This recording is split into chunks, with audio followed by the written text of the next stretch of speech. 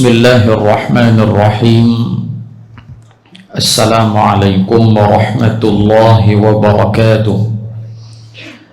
Alhamdulillahi rabbil alamin, wassalatu wassalamu ala ashrafil mursalin Sayyidina wa maulana Muhammadinil amin wa ala alihi wa sahbihi ajma'in.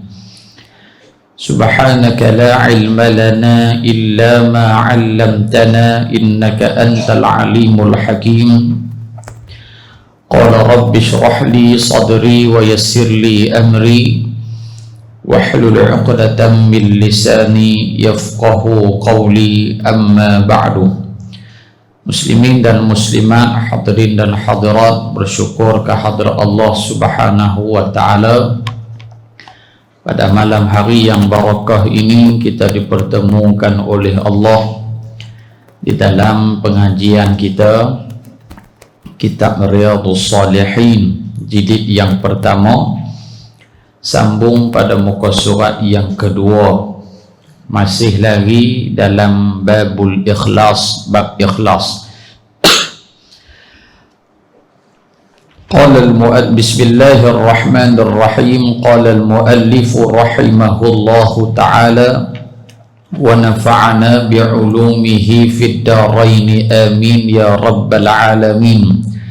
Berkata pengarang rahimahullahu ta'ala, firman Allah subhanahu wa ta'ala, a'udzu billahi minasy syaithanir rajim, la yanalallahu luhumuha wala dima'uha walakin yanaluhu taqwa minkum. Shadaqallahul azim. Suratul Hajj ayat 37. Maksud ayat, daging dan darah binatang korban atau hadiah itu tidak sekali-kali akan sampai kepada Allah Subhanahu wa ta'ala, tetapi yang sampai kepadanya, yakninya Allah, ialah amal yang ikhlas yang berdasarkan takwa daripada kamu. Ayat ini menolak perbuatan masyarakat jahiliyah yang melumur-lumur Kaabah dengan darah unta. Jadi disebutkan oleh para ulama, ayat ni surah Al-Hajj ayat 37 turun apabila orang musyrikin Makkah mereka nak juga supaya orang Islam, orang yang beriman kepada Allah Subhanahu wa ta'ala, tiru perbuatan mereka, seolah-olah wahai orang Islam, wahai pengikut Muhammad, kalau kamu semua nak amalan kamu diterima oleh Allah Subhanahu wa ta'ala, amalan kamu sampai kepada Allah Subhanahu wa ta'ala, maka buatlah macam mana yang kami buat, iaitu sembelih binatang dan dipersembahkan kepada Tuhan ataupun disembahkan kepada Kaabah. Dan di antaranya lagi, mereka ambil darah daripada sembelihan itu dilumur di dinding Kaabah Al-Musyarrafah, tanda mereka melaksanakan perbuatan tersebut semata-mata kerana Allah, dan mereka menganggapkan setiap daging yang dipersembahkan, setiap darah yang disapu di dinding Kaabah itu sampai kepada Allah Subhanahu wa ta'ala. Maka Allah Subhanahu wa ta'ala buat turun ayat ni nak bagi peringatan, nak bagi pengajaran, nak bagi kefahaman yang jelas kepada orang-orang yang beriman kepada Allah ketika itu, bahawasanya jangan kamu ikut amalan orang-orang musyrikin, jangan kamu ikut amalan orang jahiliyah. Kalau mereka suruh kamu letak sekian-sekian benda, mereka suruh kamu sembelih, mereka suruh kamu lempang ataupun lumur darah di Kaabah, tanda nak bagi amalan diterima, Allah Ta'ala kata, da layyanallahu luhumuha wala dima'uha, tidak akan sekali-kali sampainya daging sembelihan dan juga darah sembelihan itu kepada Allah Subhanahu wa ta'ala. Maka inilah yang disebutkan oleh Ibnu Abbas radhiyallahu ta'ala anhu wa ardah, mengatakan bahwasanya inilah ayat yang Allah Ta'ala turun nak bagi peringatan pada orang beriman pada Allah. Jangan kamu duk sangka Allah Ta'ala ni kelapak sangat hak kita punya.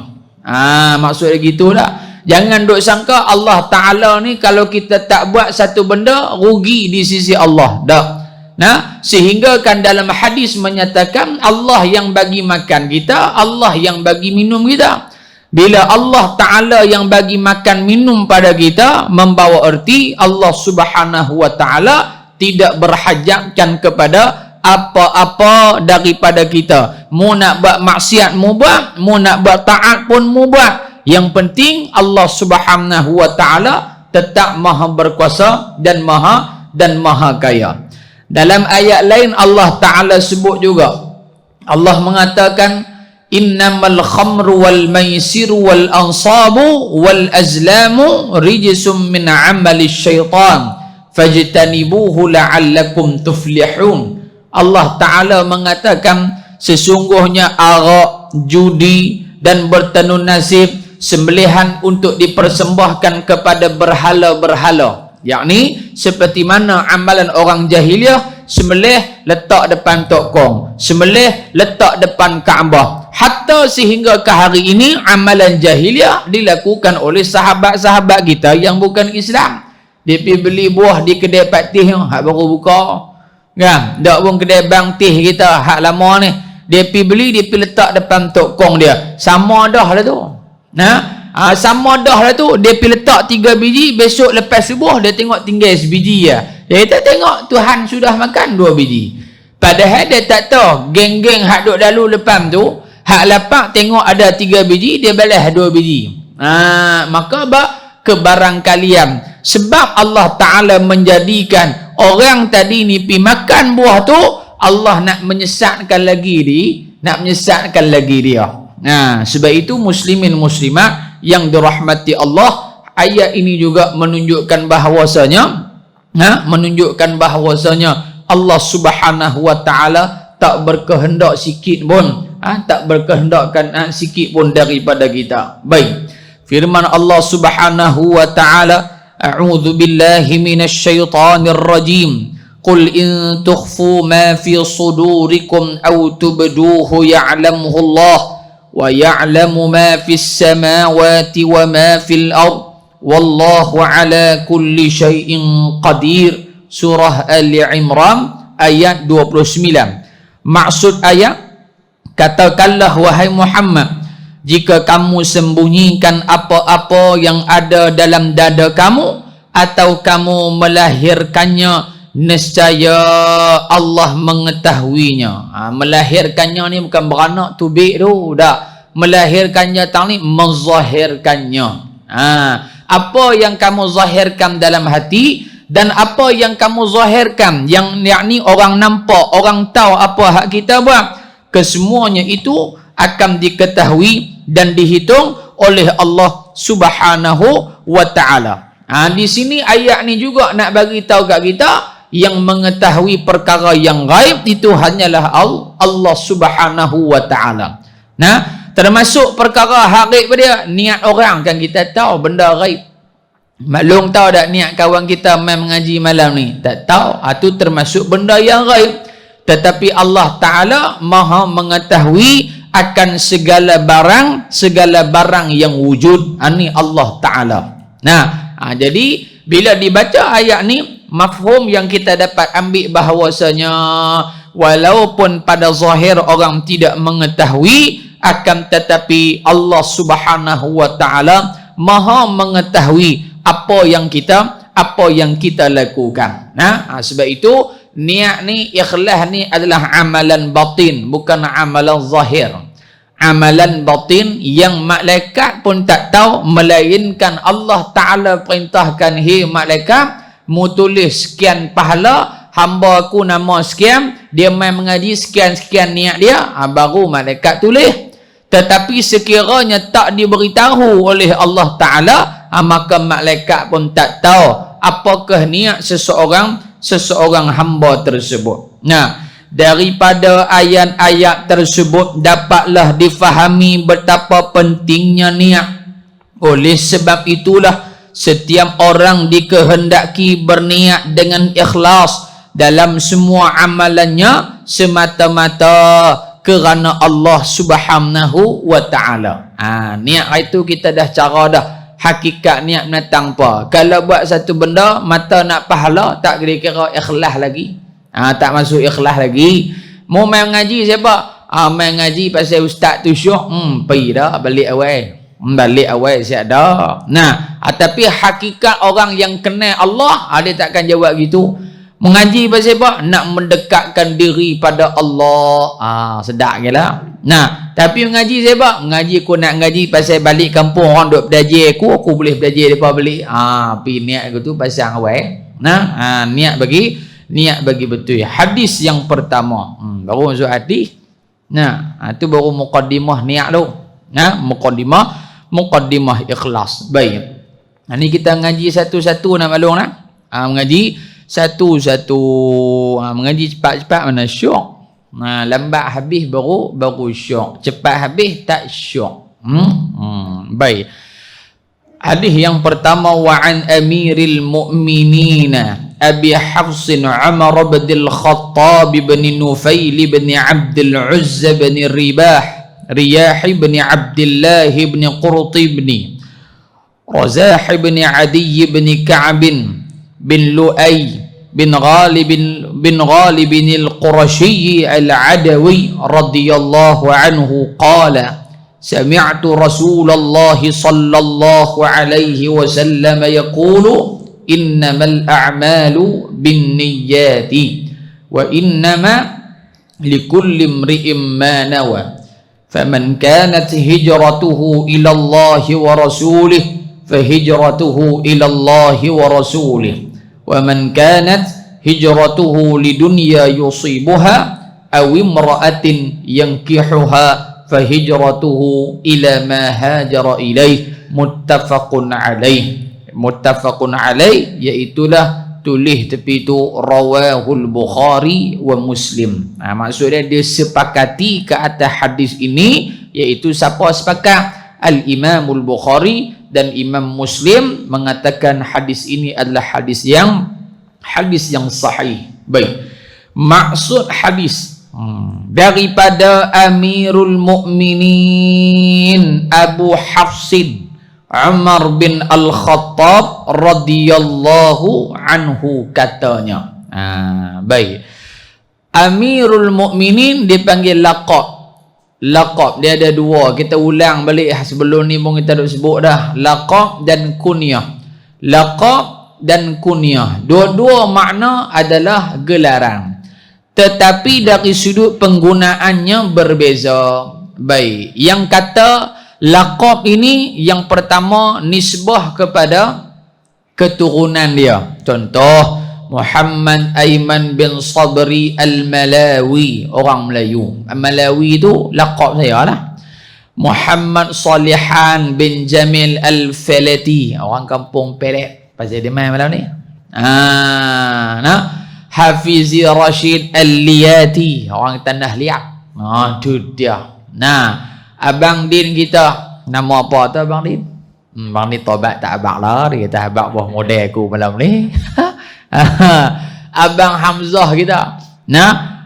Hamzah apa dia? Hamzah Al-Malizi, nisbah orang Malaysia. Maklum pi umrah atas kepala depa buh dak cok Malaysia tu.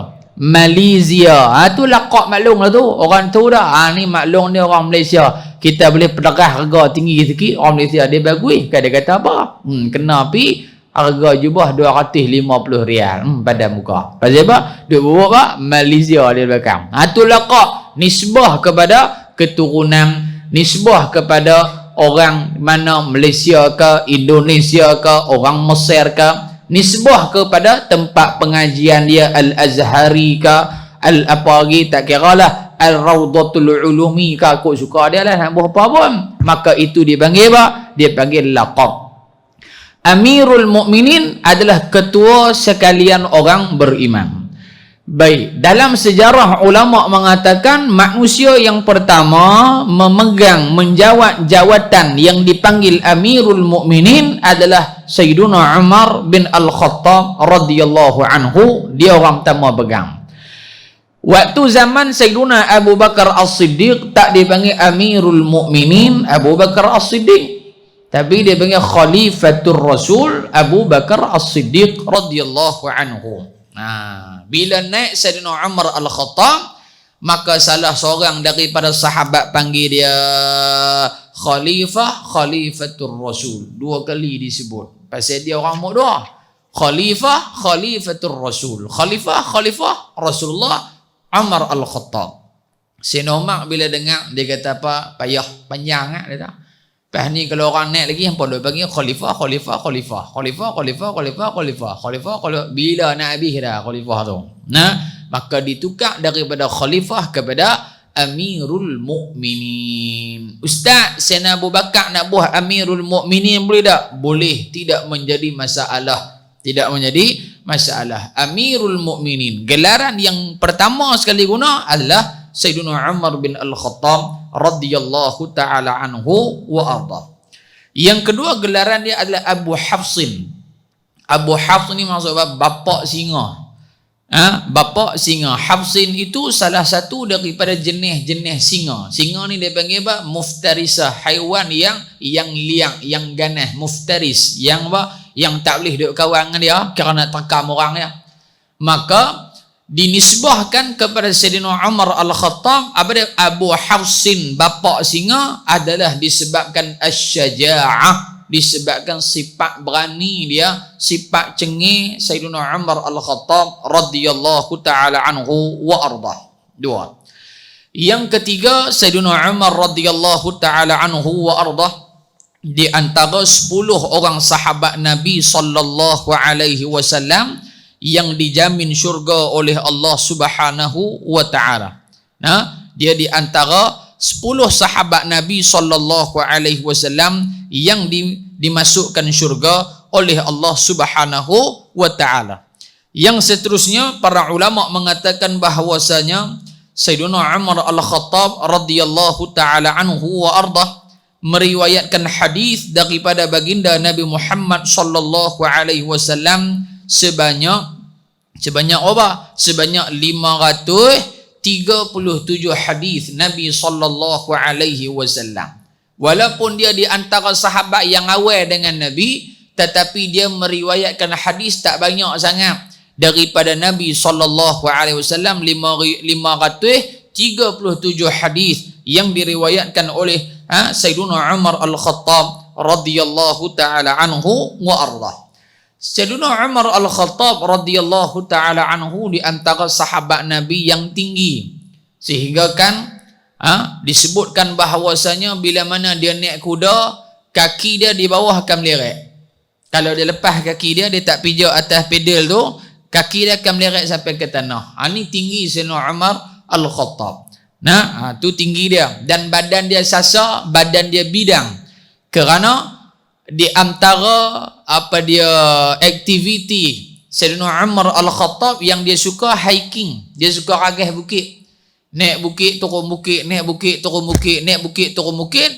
Maka menyebabkan apa? Dia punya tubuh badan dia luar biasa punya kekuatan. Dia punya tenaga dia, stamina dia luar biasa.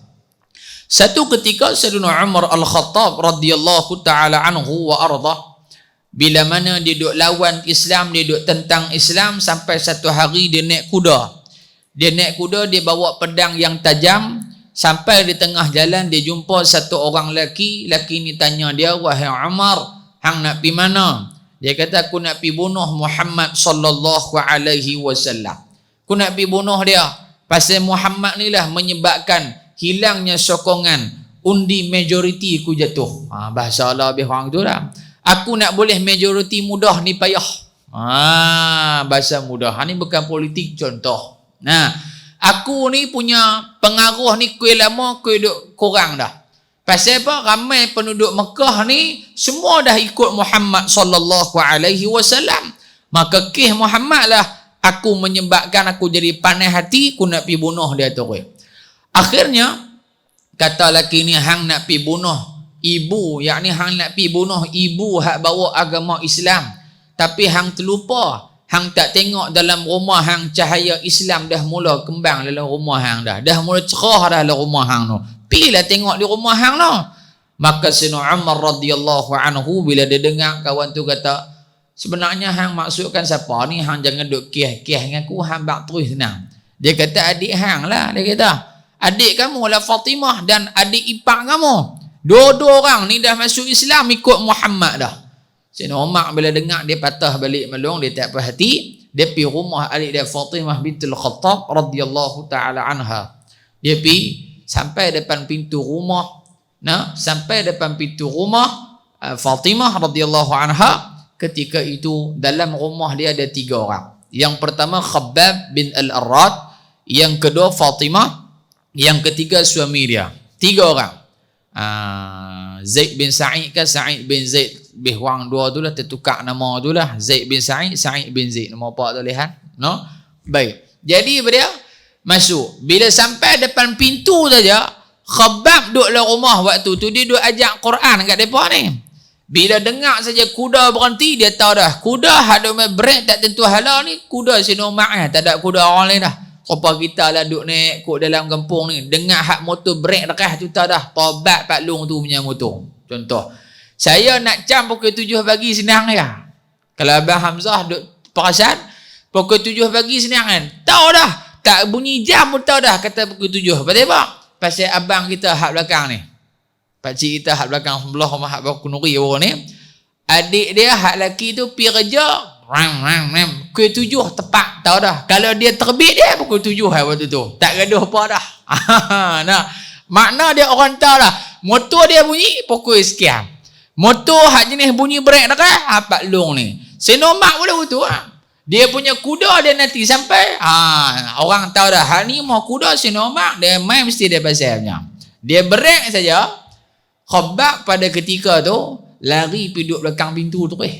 Duduk belakang pintu tu, dia kata aku tak berani je rumah orang tua ni, mampus lagi. Dia pergi. Dia masuk dalam rumah. Pendek cerita, Sayyidina Umar dia pergi hayun adik dia, pecah ni, berdarah mulut. Dia minta kat adik dia supaya apa? Bagi hak dia baca tu. Maka adik dia pun bagilah. Akhirnya dia baca Taha ma anzalna 'alaikal Qur'an litashqa sampai ayat yang ke-12, wa aqimis salata li dzikri. Dia baca pada ketika tu, dia punya hati dia yang sebelum ni tak suka kepada Islam, benci kepada Rasulullah, dia main karan satu macam dia baca ayat tu. Dia baca tu dia berasa lapang, dia berasa tenang, dia berasa tak tu nak royak. Dia berasa seronok ni. Akhirnya ketika tu dia bila habis baca, dia habaq kat adik dia, wahai Fatimah, tidak ada ayat yang lebih indah, tidak ada syair yang lebih indah, tidak ada kalam yang lebih indah melainkan apa yang kamu baca, yakni surah Taha yang hang bagi aku baca ni. Bila dia puji apa yang berlaku, Khabbab pun keluar kot belakang. Dah, hang ada juga rupanya. Aku ingatkan depa dua saja. Khabbab pada ketika tu dia keluar pasal apa? Pasal dia tahu mood Sayyidina Umar waktu tu cantik dah. Bukan mood dia marah, mood memang suka kat Islam, maka dia pun keluar. Bila dia keluar dia kata apa? Wahai Khabbab, dalluni ila Muhammad. Wahai Khabbab, hang bawa aku berjumpa Muhammad sallallahu alaihi wasallam. Maka bawalah Sayyidina Umar pergi rumah Arqam bin Abil Arqam Al-Makhzumi yang terletak di kaki Bukit Safa. Sampai turun daripada kuda saja, sahabat yang ada di rumah Arqam bin Abil Arqam dalam riwayat mengatakan lebih kurang 40 orang, termasuklah Sayyidina Hamzah bin Abdul Muttalib. Sampai Sayyidina Hamzah dengan sahabat lain semua pakat bangkit. Sayyidina Hamzah bagi warning dah, wahai Umar, kalau hang main ni nak buat melingkup, sekali hang boleh sakit dah. Tapi kalau hang main ni betul niat hang bagus, kami lepas hang masuk. Niat hang tak bagus, hang jangan lupa pedang hak ada di pinggang hang tu nanti pancung kepala hang. Oh, kemah lagi Sayyidina Hamzah ni. Akhirnya dibawa masuk dalam rumah Arqam bin Abil Arqam. Ketika itu kata ulama, Nabi duduk dalam salah satu bilik rumah Arqam bin Abil Arqam Al-Makhzumi radhiyallahu anhu. Maka Sayyidina Umar dibawa masuk dalam bilik tu. Dia duduk dengan Nabi ya. Bila dia duduk dengan Nabi, apa yang berlaku? Nabi pegang kepala bau dia, Nabi kocok dia. Ini katakan kepala bau, contohlah, kocok. Bukan kocok saja kocok lah tu. Hal ni kocok cari duit tabung haji tak jumpa. Nah, ini dia kocok. Wahai Umar, pasal apa? Macam tu. Baik. Pasal apa? Apa hikmah Nabi pergi duduk kocok dia? Duduk pergi ni. Maka ulama mengatakan bahawasanya, ulama yang halus dalam memperhatikan apa hak Nabi buat, nak abang apa, Sayyidina Umar ni sebenarnya dia tak jahat. Dia diibaratkan ubat yang kita beli di farmasi tu.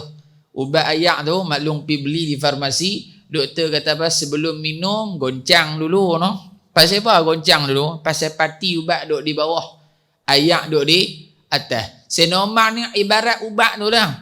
Hak mana baguslah ubat? Hak bawah ke hak atas hak ayak? Hak bawah tu lah ubat tu.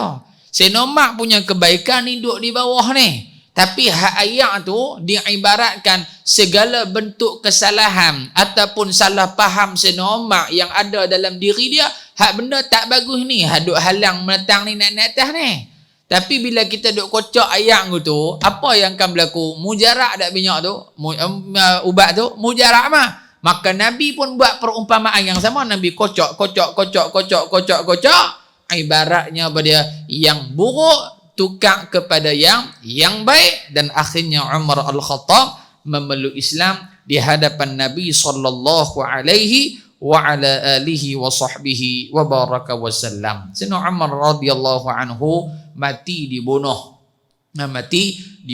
oleh seorang lelaki nama dia Abu Lu'lu'ah Fairuz Al-Majusi la'natullahi alaih, ketika mana Sayyidina Umar sembahyang subuh dalam Masjidin Nabawi Asy-Syarif, yang mana tempat dia maklum. Tempat dia dalam Masjid Nabawi ada 3 mihrab. 2 mihrab yang masih ada, 1 mihrab tak ada dah. Mihrab hak tak ada tu lah tapak mihrab Sayyidina Umar Al-Khattab radhiyallahu anhu. Mihrab yang ada yang depan sekali adalah mihrab Sayyidina Uthman bin Affan. Pada zaman Sayyidina Uthman bin Affan radhiyallahu anhu. Belakang mihrab akan ada 2 tiang. Tiang 1, tiang 2, depan ni mihrab mihrab Sayyidina Uthman. 1, 2, antara 2 tiang ni, tengah-tengah itu adalah mihrab Sayyidina Umar Al-Khattab, yang mana dia kena bunuh di situlah. Dia kena tikam oleh Abu Lu'lu'ah, di situlah dia kena tikam. Dengan tikaman yang kuat, tikaman yang sangat-sangat kita kata teruk, menggunakan pisau yang ada 2 mata, diletakkan setiap mata ni dengan racun. Bila mana dicucuk, bukan dicucuk tarik keluar, tapi dicucuk dan diselang sehinggalah putih orak perut Sayyidina Umar. Akhirnya dia jatuh. Bila jatuh dibawa balik, dia sedar daripada pensan dia. Barangkali Sayyidina Umar radhiyallahu anhu tanya bah, dia kata tak sah ni sembahyang kita habis lagi. Oh, dia tanya sembahyang. Kalau kita akan makin tak sah ni dah je mana kata aku tak ni. Kalau kita lah kan. Hak kata kita ni hak biasa-biasa ni. Tapi Sayyidina Umar dia makik-makik, sembahyang tak sah habis tak lagi. Tanya sembahyang dulu. Yang kedua dia tanya, hak tikam aku tak sah siapa dia? Sahabat pun kata, yang tikam kamu adalah orang yang tak beriman kepada Allah Subhanahu wa taala. Sayyidina Umar kata alhamdulillah. Kalau kita kata alhamdulillah ke guna? Ring habang tak tahu mana nombor WhatsApp dia ada, main kat aku tak? Kalau kita lu. Tapi Sayyidina Umar kata alhamdulillah. Sebab apa? Sebab Sayyidina Umar mengatakan alhamdulillah, tidak ada orang yang beriman kepada Allah benci kepada aku. Ini sikap para sahabat Nabi sallallahu alaihi wa ala alihi wasallam. Dan wafatnya Sayyidina Umar Al-Khattab ketika usia 63 tahun, dimakamkan sebelah dengan Sayyiduna Abu Bakar As-Siddiq radhiyallahu anhu. Sebelum daripada tu dia minta izin dah kat Sayyidatuna Aisyah radhiyallahu anha. Dia nak minta izin, wahai Aisyah, aku nak tanam sebelah ayah hang, boleh tak? Sayyidatuna Aisyah agak berat nak bagi. Dia kalau boleh nak duduk tepi pak dia dengan suami dia lah. Tapi kerana menghormati Sayyidina Umar, sahabat Nabi dan merupakan sahabat ayah dia, maka dia membenarkan Sayyidina Umar untuk dimakamkan sebelah Sayyiduna Abu Bakar As-Siddiq radhiyallahu taala anhu wa ardah. Baik. Baik, baru Sayyidina Umar tu tak masuk hadis ni. Kan? Umar bin Al-Khattab radhiyallahu anhu katanya, aku mendengar Rasulullah sallallahu alaihi wasallam bersabda, hanya sahnya sah segala amalan itu dengan berniat, dan sesungguhnya setiap orang yang mendapat sesuatu berdasarkan niatnya. Sesiapa yang berhijrah dengan niat kerana Allah dan Rasulnya, maka hijrah itu diterima oleh Allah dan Rasulnya. Dan sesiapa yang berhijrah kerana dunia yang dicarinya atau kerana wanita yang akan dikahwininya, maka hijrahnya itu akan menghasilkan sesuatu selaras dengan niat hijrahnya itu. Baik. Cuba tengok pada hadis tadi ni, Nabi SAW sebut faman kanat hijratuhu ilallahi wa rasulih fahijratuhu ilallahi wa rasulih. Diulang kalimah Allah 2 kali, kalimah Rasul dua kali. Siapa yang hijrah kerana Allah dan Rasul, dia dapat habuan daripada Allah dan Rasul.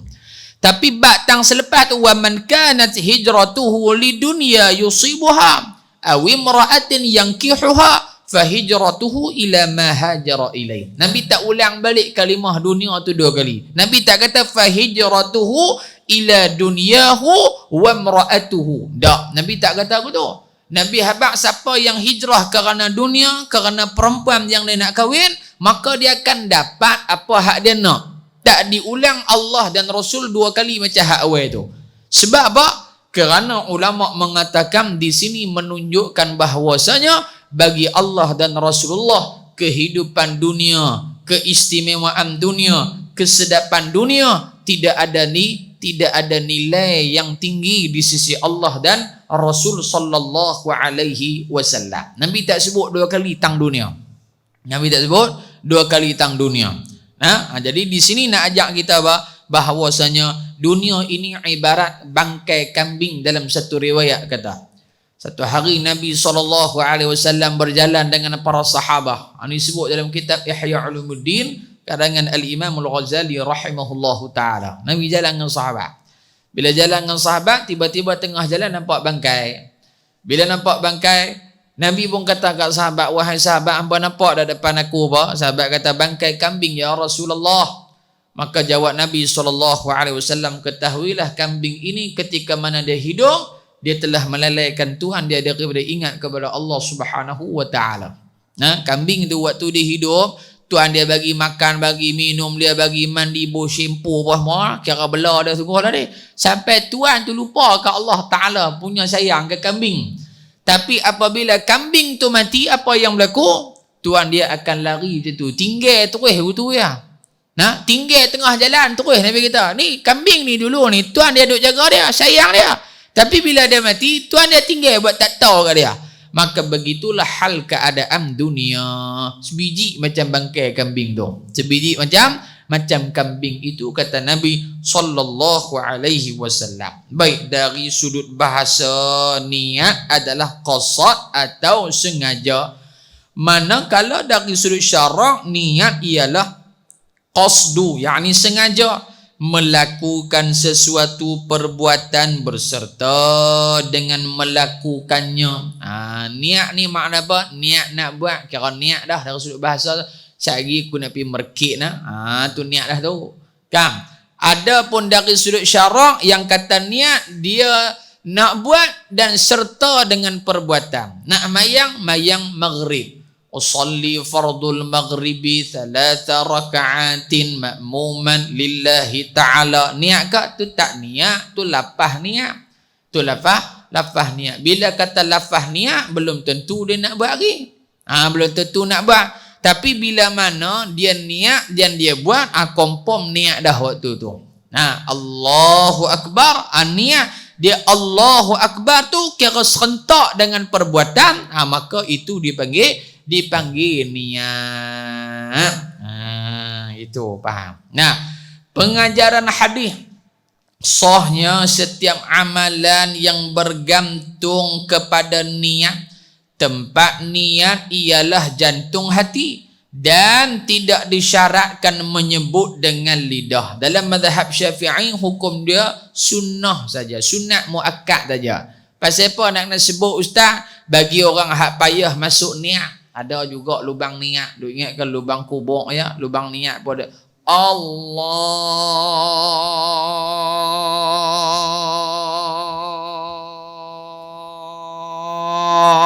amboi, awak panjang dia kata lubang tak masuk ustaz. Oi, niat tu tak sangkut noh. Lah payah cerita. Niat tak payah. Lintas aku mayang fardu asar sudah. Mayang dah lah tu. Nah, aku mayang fardu asar. Aku mayang jenazah. Sudah. Nah, tapi ulama ajak kita ni nak bagi sempurna. Dia payah nak lekat ni, dia usolli lah dulu. Usolli fardul maghribi 3 raka'atin ma'muman lillahi ta'ala. Pasal apa? Nak bagi lekat hak di hati tu, dia pis dah ya. Nah, tapi kalau tak ada apa, Allahu Akbar, clear, tak ada masalah apa. Ni hak duk bunyi usolli hang duk tu pun dah wah-wah dah kok mana cerita ni. Duk kawan sebelah kata, hang ni mayang apa ni? Teruk ni. Nak lalu saja dah kira niat dah. Allahu Akbar, lintas saja kira niat dah. Sopan mandi wajib ke tak? Ada orang tanya, ustaz mandi wajib dalam ban sah? Ban, ayak ban tu lah, ayak sungai tu. Sah ke tak sah? Sah. Lepas tu buat kena tak? Terjun tu kalau gelup niat terus mandi wajib. Tenyeh, pak semua mangkit selesai masak dah. Tu nak, senang ya. Loh, saya ni terjun ustaz duk nak wait duk nak lah mampu layak gitu lah. Pasal apa? Pasal dia duk faham kata niat lapah di mulut tu. Niat dah lintas di hati kira niat dah. Gitu. Baik, boleh tak? Sesuatu amalan yang dilakukan dengan sempurna kerana Allah akan mendapat ganjaran di akhirat kelak. Sebaliknya, sebarang amalan yang dibuat untuk mendapatkan sesuatu yang bersifat keduniaan semata-mata tidak akan diberikan ganjaran oleh Allah Subhanahu wa taala. Maknanya apa? Siapa yang buat satu benda tu mengharapkan keridaan Allah, yang pertama barangkali dia boleh redha Allah dan dia boleh harta keduniaan. Hak dunia pun bagi, hak akhirat pun Allah bagi. Contohnya apa dia? Contohnya ilmu. Mengaji ni jangan kita dah kata apa ni orang panggil kotak syekh syekh apa? Syuh boleh apa ni orang panggil ko doktor Ustaz Aiman. Bahasa kembang satu macam dah. Siapa yang mengaji betul kerana Allah Ta'ala nak buang kejahilan, nak ajak orang bagi orang faham, maka hak akhirat pun dia boleh, hak dunia pun dia boleh juga. Insya Allah. Dunia pun Allah bagi, akhirat pun Allah bagi. Tapi kalau dia mengaji semata-mata nak hak ke dunia, esok aku mengaji tinggi-tinggi besok, boleh gaji besar, dia boleh hak besar tu lah. Gaji besar dapat, dapat. Kerana Nabi sebut Allah Ta'ala akan bagi dunia pada orang yang Allah suka, pada orang yang Allah Ta'ala tak suka. Tetapi akhirat Allah akan bagi pada orang hak Allah suka saja. Hak tak suka dia tak bagi. Orang kapiak kaya lagi pada kita hak mayang tunggu terbalik tapi akhirat dapat tak? Akhirat tak dapat sama sekali daripada Allah Subhanahu wa taala. Jadi kita perbetullah niat kita. Perbetul niat kita. Apa tujuan aku mengaji? Kalau takat nak habiskan masa lapang, main betul tak? Tak ada kerja apa di rumah, main dengan api tak kira Aisyah mayang balik tunggu lena apa semua, esok main pula. Tak boleh apa. Pahala sedikit apa pun tak boleh. Minyak kereta pun habis, minyak pun duit bohlan tabung pun cerah pada muka. Dosa tak ada lakon, tapi apa? Pahalanya tak dapat. Kita nak boleh hak ganjaran tu kepahaman daripada ilmu. Sebab ada orang main ni bukan apa, dia tengok ustaz. Ustaz tu tak syok. Dosa duk piak, duduk di rumah tengok televisyen big stage. Nah, big stage. Dia tengok ustaz tu. Nah, lepas tu lah orang lain ni lah dia ngaji kitab tak mau. Kerana hak deras-deras ya. Pompang ustaz hak tok sikit. Di kampung Pelek Raudhatun Ulum tak ada hak tok mana maklum.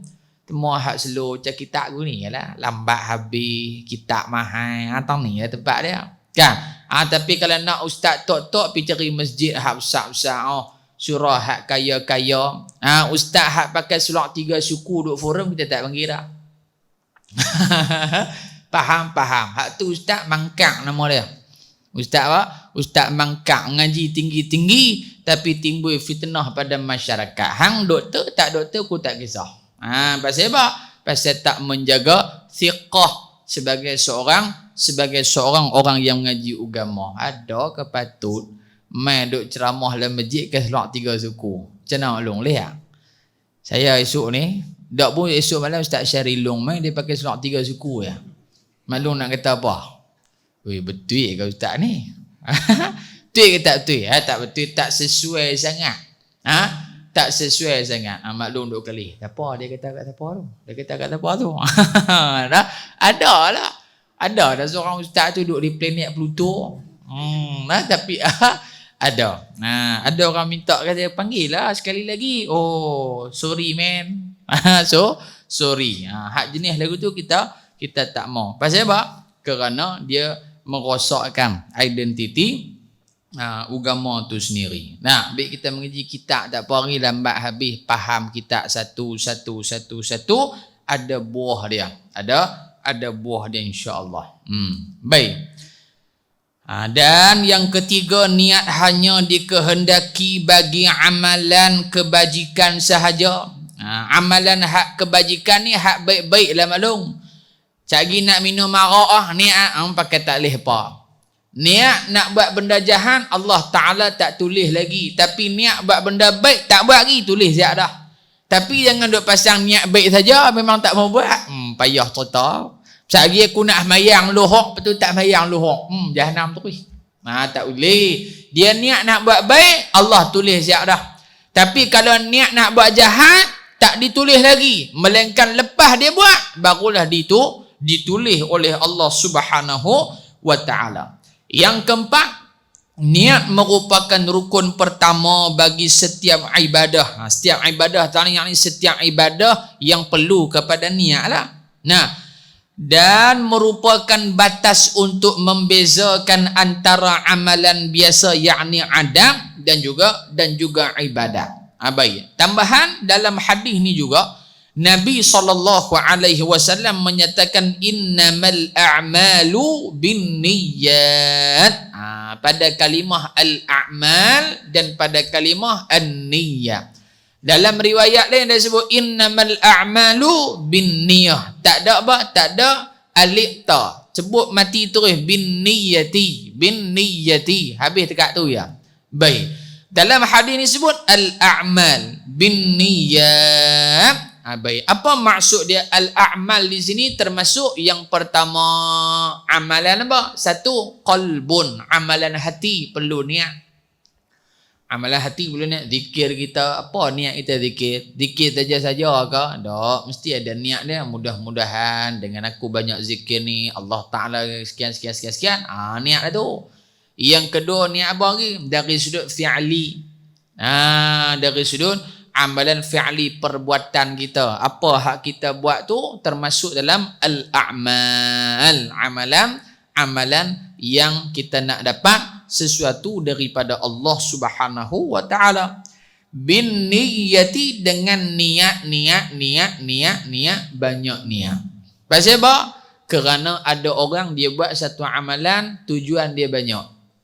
Mau ngaji siapa? Hak pertama saya nak faham agama. Yang kedua, saya boleh balik cerita ke orang kampung. Yang tiga, saya nak orang panggil saya Tok Syekh ke Wali Songo ke apa. Niat dia banyak. Satu perbuatan, niat dia banyak-banyak. Pasal apa semayang? Yang pertama, saya orang Islam wajib kena semayang. Yang kedua, saya semayang nak dapat redha Allah. Yang tiga, saya semayang nak mati dalam keadaan baik. Yang keempat, saya semayang saya nak dapat pahala. Yang kelima, yang keenam, yang ketujuh, dalam tu saja ada macam-macam niat dah dia nak. Maka sebab itu kata ulama tak semesti satu amalan Yang kita buat satu sebab saja. Mesti ke barang kalian ada banyak-banyak sebab. Hadis yang kedua, ringkas-ringkas ya maklum. Wa an ummil mu'minina ummi Abdullah Aisyah radhiyallahu anha qalat qala Rasulullah sallallahu alaihi wasallam yaghzu jayshul al-Ka'bata fa idza kanu bi bayda'a min al-ardi yukhsafu bi awwalihim wa akhirihim qalat qultu ya Rasulullah kaifa yukhsafu bi awwalihim wa akhirihim wa fihim aswaquhum wa man laysa minhum qala yukhsafu bi awwalihim wa akhirihim thumma yab'athuna ala niyyatihim muttafaqun alaih. Hadis ini daripada Ummul Mukminin. Ummul Mukminin gelaran kepada seluruh isteri Nabi sallallahu alaihi wasallam. Ini dia panggil apa? Dia panggil kunyah. Kalau laqab dimulai dengan macam kita abang tadi lah, gelaran dia, keturunan dia, Al-Haddad, Al-Khattad, Al-Qadahi, Al-Banjari, Al-Makki, Al-Syafi'i, Al-Hambali, Al-Maliki, apa semua tu. Ummul Mukminin Ummu Abdillah, ibu kepada Abdullah. Siapa Abdullah? Sayyidatuna Aisyah ada anak ke? Tak ada anak, tapi sebab apa nisbah kepada ibu Abdullah? Ibu kepada Abdullah. Abdullah tanya Abdullah siapa? Abdullah bin Zubair. Abdullah bin Zubair. Anak menakan dia. Abdullah bin Zubair anak kepada Asma radhiyallahu anha. Asma siapa? Kakak Sayyidatuna Aisyah. Asma kahwin dengan Az-Zubair bin Al-Awwam. Az-Zubair bin Al-Awwam dapatlah anak Abdullah bin Zubair. Abdullah bin Zubair ni punya kapik dengan Sayyidatuna Aisyah, sehingga akan diceritakan oleh guru kita, tak kala Sayyidatuna Aisyah duduk rehat, dia mesti akan main duduk di celah ketiak. Dia suka main duduk celah ketiak mak makan dia. Maklum pernah tak anak makan dia tidak celah ketiak? Tak ada duduk celah ketiak tak, dia cabut bulu ketiak kami lagi ada. Abdullah bin Zubair dia rapat dengan Sayyidatuna Aisyah radhiyallahu anha. Jadi bila mana Sayyidatuna Aisyah, semua isteri Nabi ada gelaran masing-masing, Ummu Kulthum lah, apa semua lah. Maka Sayyidatuna Aisyah kata, ya Rasulullah, saya ni nak pergi gelar apa, saya bukan ada anak pun. Maka kata Nabi, Ummu Abdillah, kamu mak kepada Abdullah. Maksud apa? Mak kepada Abdullah bin Zubair. Bukan mak tu, tapi nak menunjukkan kata sayang rapatnya Sayyidatuna Aisyah dengan Abdullah bin Zubair radhiyallahu taala anhu wa ardah. Jadi Abdullah bin Zubair adalah sahabat yang pertama dilahirkan selepas daripada hijrah. Bila Nabi hijrah ke Madinah, lepas tu matrik selepas tu pula Asma dan juga Zubair bin Awam sampai di Quba, maka Abdullah bin Zubair lahir di Quba. Dan selepas hijrah Nabi itu, yang pertama sekali sahabat yang lahir daripada kalangan muhajirin asal dia adalah Abdullah bin Zubair radhiyallahu taala anhum wa ardahum. Baik. Sayyidatuna Aisyah kahwin dengan Nabi umur 6 tahun. Kepakarannya dalam ilmu fiqh, terutamanya dalam ilmu faraid, ilmu pembahagian harta pusaka. Kata sahabat Nabi selepas daripada Nabi wafat, maka Sayyidatuna Aisyah lah tempat kami bertanya tentang masalah kefahaman hadis Nabi, tentang masalah fiqh, tentang masalah pembahagian harta pusaka di antaranya. Dan Sayyidatuna Aisyah radhiyallahu taala anha pernah dituduh melakukan perbuatan yang tidak baik. Buat benda yang tak baik. Yakni dia tidur dengan laki lain, wal'iyadzubillah. Akhirnya Allah Taala turunkan ayat dalam Quran, hak orang duk baca waktu tahlil tu dia, wa yutahhirukum tathira tu. Tu ayat tu dia ayat yang mensucikan diri Sayyidatuna Aisyah daripada fitnah yang mengatakan beliau melakukan hubungan dengan lelaki lain ketika mana Nabi SAW keluar bermusa keluar bermusafir. Nah, ini yang kata pok-pok munafik ni, sehingga kan isteri Nabi pun depa buat lebih kurang. Nah, jadi Sayyidatuna Aisyah wafat pada tahun 58 Hijrah. Tahun 58 Hijrah, pada tahun yang sama kewafatan Sayyiduna Abu Hurairah radhiyallahu anhu. Jadi waktu dia wafat, yang sembahyangkan jenazah dia adalah Sayyiduna Abu Hurairah radhiyallahu taala anhu wa ardah. Sayyidatuna Aisyah dia cemburu dengan Sayyidatuna Khadijah radhiyallahu anha. Dalam riwayat mengatakan, kata Sayyidatuna Aisyah radhiyallahu anha, dia kata tak ada isteri Nabi hak paling aku cemburu melainkan kepada Khadijah radhiyallahu anha. Nah, maknanya isteri Nabi cemburu sama. Maksud orang perempuan ni dia cemburu.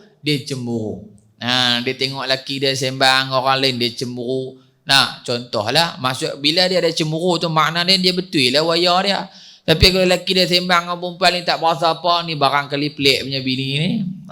Wayar tak apa nak betul sikit kawan ni. Nah, jadi isteri Nabi Sayyidatuna Aisyah dia cemburu. Pasal apa cemburu? Pasal Nabi suka puji Sayyidatuna Fatimah Az-Zahra. Sayyidatuna Fatimah Az-Zahra anak Nabi dengan Sayyidatuna Khadijah. Nabi selalu puji Fatimah, hang macam mak hang lah. Itulah. Macam mak dia sungguh, macam mak dia sungguh, macam mak dia sungguh. Padahal matilah mak dah kawan tu. Tapi duk sebut-sebut lagi. Sayyidatuna Aisyah kata kat Nabi SAW, ya Rasulullah, perempuan itu perempuan tua, dia sudah mati ya Rasulullah. Duk sebut apa lagi? Marah orang ni. Lalu kata Nabi SAW, wahai Aisyah, sesungguhnya tidak ada seorang pun isteri yang boleh menandingi Sayyidatuna Khadijah radhiyallahu anha. Nabi paku terus. Pasal apa? Nabi kata ketika mana orang tak beriman kepada aku, dia orang yang pertama beriman kepada aku. Yang kedua, ketika mana orang tak tolong aku, dialah orang yang pertama tolong aku. Duit tak ada, susah, dia hak orang tolong aku pertama kali. Dan aku kahwin dengan isteri hak lain, seorang pun Allah tak bagi anak melainkan dengan Khadijah radhiyallahu anha. Nah, Aisyah bila dengar hak tu sengap tak kata apa. Sebenarnya apa hak Nabi sebut tu tak ada ke dia. Tak ada ke dia. Dia awal masuk Islam hang bila? Hang aku bila? Masuk kalau kasar tu lah. Dia tolong aku harta benda. Hang apa yang hang bagi? Kalau bahasa kasar tu dah. Bukan bermaksud Sayyidatuna Aisyah tak tolong, tapi Nabi nak habaq perbezaan hang dengan dia. Yang ketiga, aku kahwin dengan hang ada anak dah. Aku kahwin dengan dia ada 6 orang anak. Dengan hang ada anak dah? Tak ada juga. Bermakna Sayyidatuna Khadijah hak Nabi duk puji, yang Nabi duk sebut-sebut tu memang luar biasa dia punya pengorbanan dia. Tapi Nabi tarik balik Sayyidatuna Aisyah dengan punchline Nabi yang cukup hebat. Nabi kata, wahai Aisyah, ketahuilah aku sayang kat kamu. Kamu ni kalau tak ada tak sempurna hidup aku, seperti mana roti yang tidak dicicah dengan kuah dia. Nabi kata apa? Roti yang tak dicecah dengan atharid. Tharid ni sopa kita kata kuah dal buh daging pa habis kurang tu lah. Nabi suka roti cicah dengan kuah tu. Nabi kata kalau hang tak ada lah hidup kau ibarat roti saja ya. Roti tak ada cicah tak berasa apa. Tapi hang ni kira ibarat hang aku ni kira ngam cukup dah. Aisyah dengar tu pantang jet ni ternyih langsung lah. Sopa maklum lah. Jangan duk gelak apa maklum lebih kurang. Baik. Daripada Ummul Mukminin Ummu Abdillah Aisyah radhiyallahu anha katanya, Rasulullah sallallahu alaihi wasallam bersabda, sepasukan tentera menyerang Kaabah. Apabila mereka berada di suatu kawasan lapang, tiba-tiba mereka dibinasakan seluruhnya. Sayyidatina Aisyah radhiyallahu anha berkata, aku bertanya kepada Rasulullah sallallahu alaihi wasallam, wahai Rasulullah, mengapa mereka dibinasakan seluruhnya, padahal ada di antara mereka orang yang berjual beli dan orang yang bukan daripada tentera itu? Rasulullah sallallahu alaihi wasallam menjawab, ya, mereka dibinasakan seluruhnya, kemudian mereka dibangkitkan pada hari kiamat menurut niat masing-masing. Hadis ni tuan-tuan, seperti mana yang disyarahkan oleh guru kita Fadilatul Doktor Faiq Al-Mishhadani ketika mana talaqi kitab Nuzhatul Muttaqin, syarah pada Riyadhus Salihin. Dia kata apa? Hadis ni ada satu orang raja yang jahat. Zaman dulu ni ada raja yang jahat. Raja ni dia nak pi serang Kaabah Al-Musyarrafah, dan dia mailah daripada tempat dia dengan bala tentera dia. Sampai di satu kampung, dia ajak orang kampung, jomlah ikut kami nak pi ziarah Mekah, nak pi ziarah Baitullah. Dia tak habaq niat dia nak pi pelingkup Kaabah no. Cuma dia bang, jom ikut kami nak pi mana? Kami nak pi Mekah Al-Mukarramah, nak pi ziarah Baitullah. Sampai di satu tempat pula panggil lagi. Ada yang orang kampung, ada yang berjual beli. Maksudnya depa ni ikut dia dalam keadaan tak tahu niat dia. Cuma pakai ayat hak zahir kata kita nak pi ziarah Baitullah. Takat tu ya. Sampai di tengah tempat apa berlaku? Mereka semua ni dibinasakan Allah Subhanahu wa taala. Hak menega ke orang kampung ke, hak tentera pun sekali, dengan raja-raja pun tu pun melingkup sekali. Maka Sayyidatuna Aisyah radhiyallahu anha mengatakan bahawa, wahai Rasulullah, macam mana depa ni? Kesian kat depa ya Rasulullah. Ada hak mai tu bukan geng tentera tu pun, depa pakai join pi gitu ya. Maka kata Nabi sallallahu alaihi wasallam, mereka dibinasakan keseluruhan, tetapi di hari akhirat mereka akan dibangkitkan oleh Allah dengan niat masing-masing. Maknanya pemalung, zahir nampak macam semua jahat, betul tak? Zahir nampak macam semua jahat. Contoh-contoh yang berlaku di Indonesia, tsunami tu, 250,000 orang. Adakah kita nak kata semua mereka ni ahli maksiat? Tak. Hak duk dalam rumah duk menyusu anak, hak duk baca Quran mati, hak duk mengaji di sekolah mati, hak duk mengajak di masjid mati habis belaka. Maka apa yang berlaku di Aceh segala mat neka ni tuan-tuan adalah berkait dengan hadis Nabi. Walaupun zahir mati bencana Aceh, dia kata sebelum bala tu ada hak minum arak, zina apa semua tu memang berlaku. Tetapi Allah Ta'ala hantar mai bala, hak baik kena, hak tak baik pun kena. Ni satu. Macam COVID ni lah kita kata. Yang kedua apa? Walaupun zahir matinya dalam keadaan yang tidak baik, yang mati lemah dan sebagainya, yang tak baik yang kita tak suka, tapi Nabi kata hari akhirat mereka ini bangun dalam keadaan berbeza-beza. Kita lah dia ingatkan hang mati dilukis ni, rupanya dak hang kena penayang orang, rupa-rupanya macam tu. Gitulah keadaan dia. Baik. Keterangan. Habis ni Ummu Abdillah adalah kunyah bagi Sayyidatuna Aisyah radhiyallahu taala anha wa ardaha. Menurut adat orang Arab, walaupun Sayyidatuna Aisyah tidak mempunyai anak, kunyah adalah nama yang dimulakan dengan abu bagi lelaki atau ummu bagi perempuan. Macam kita dah sebut juga. Yang kedua, hanya Allah Subhanahu wa taala mengetahui tentang tentera yang dimaksudkan dalam hadis itu. Begitu juga masanya ini adalah perkhabaran ghaib yang wajib diimani. Maksudnya benda ni akan datang. Bila ni? Wallahu a'lam. Ada golongan yang cuba nak menghancurkan Kaabah satu masa nanti. Bila? Wallahu a'lam. Tetapi ini juga nak menunjukkan benda ghaib yang akan berlaku. Pengajaran hadis yang pertama, setiap insan diberi balasan atau ganjaran menurut niat masing-masing. Yang kedua, hadis ini memberi peringatan kepada manusia supaya tidak menyertai golongan yang zalim dan jahat. Nah, yang tiga, apa yang dikhabarkan oleh Rasulullah sallallahu alaihi wasallam pasti berlaku walaupun tidak diketahui masa dan tempat, kerana ialah perkabaran ghaib yang wajib diimani. Keempat, orang yang mencabul Kaabah atau tempat-tempat suci yang dimuliakan oleh Allah akan dibinasakan. Yakni siapa? Tak kira lah bukan Kaabah saja, tang mana tempat yang dimuliakan Allah, dia buat benda-benda yang tidak baik, pasti akan dibalas oleh Allah. Seperti mana dua orang pasangan daripada Yaman suatu ketika dahulu, depa buat temu janji, depa ni cinta tapi mak pak halang, lahli bila mai musim haji, depa pi mana? Depa pi Mekah, depa duk pi gomoi tepi Kaabah, akhirnya mereka dilaknat oleh Allah Subhanahu wa taala jadi ketui batu waktu tu juga. Dilaknat Allah, maka jadilah patung, salah satu patung tu nama Nailah. Nailah tu nama perempuan tu lah. Nah, waktu duk berzina tu jadi patung, dilaknat Allah. Siapa cerita apa? Maling kundang apa? Hak Indonesia dulu ni. Kan, dia buat jahat kat mak dia, tiba-tiba lori simen main belah dah kedegung, simen pun jatuh, dia pun kerah jadi gitu. Tu maling kundang macam cerita. Kira hak kundang-kundang pun geng-geng dia jugalah ni. Kan? Baik. Yang seterusnya, kebinasaan atau malapetaka yang menimpa sesuatu tempat atau negeri akan terkena ke atas seluruh penduduknya tanpa mengira orang yang bersalah atau tidak.